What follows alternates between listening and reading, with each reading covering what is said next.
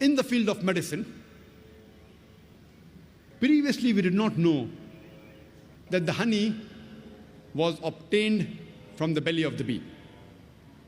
The Qur'an says in Surah Nahl, chapter number 16, verse number 69, from the belly of the bees, we give you a drink of varying colors in which there is healing for humankind.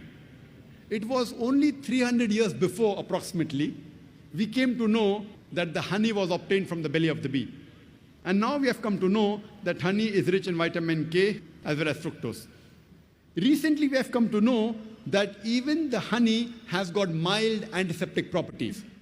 No wonder the Russian soldiers in World War II, they used the honey to cover up the wounds, which prevented the evaporation of moisture, and the healing in the wound was done with leaving of very little scar tissue.